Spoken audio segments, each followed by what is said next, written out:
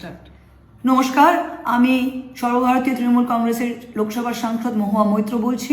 আজকে 19শে জানুয়ারি 2026 আমরা বাংলার মানুষ সর্বোচ্চ আদালতে আমাদের একটি বিশাল জয় হয়েছে। তৃণমূল কংগ্রেসের দায়ের করা পিটিশনে সর্বোচ্চ আদালত পরিষ্কার জানিয়ে দিয়েছে যে বিজেপি পরিচালিত নির্বাচন কমিশন যে বাংলার মানুষের ওপর হয়রানি এবং একটা বিশাল খেলা খেলছিল সেটাকে অনেকটা সামলাতে আমরা এখন পারবো।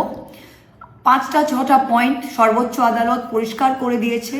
এসআইআর এর লজিক্যাল ডিসক্রেপেন্সির নামে প্রত্যেকটা ঘরে ঘরে আমরা দেখেছি 1,20,00,000-রও বেশি মানুষের কাছে হিয়ারিং নোটিশ এসছে, তাকে তার বিডিও অফিসে বা এসডিও অফিসে তাকে হাজির হতে হবে আবার ডকুমেন্টস নিয়ে।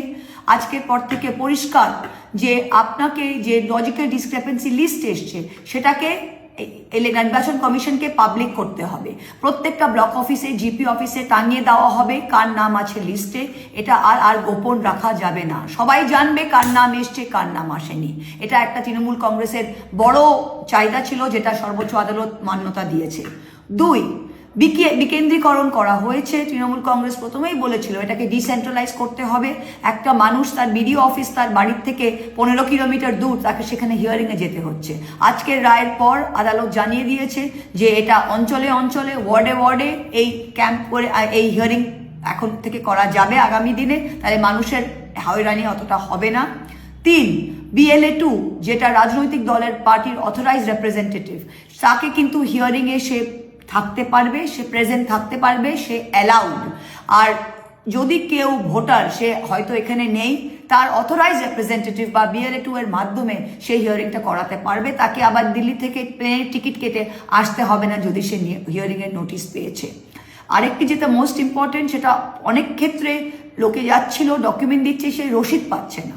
আজকে পরিষ্কার বলে দিয়েছে যে রসিদ দিতেই হবে। 5 নম্বর, যেটা আনম্যাপড ক্ষেত্রে দেখা যাচ্ছে যে 32 লক্ষ মানুষ আনম্যাপড ক্যাটাগরিতে ছিল, তাদের মাধ্যমিকের অ্যাডমিট কার্ড বাংলায় নেওয়া হচ্ছিল না, অ্যালাউ করছিল না। আজকে পরিষ্কার জানিয়ে দিয়েছে সুপ্রিম কোর্ট যে মাধ্যমিকের অ্যাডমিট কার্ডেই ডেট অফ বার্থ আছে, সার্টিফিকেটে নেই, তাই মাধ্যমিকের অ্যাডমিট কার্ডকে নিতে বাধ্য নির্বাচন কমিশন। আজকে থেকে সেটা অ্যালাউড।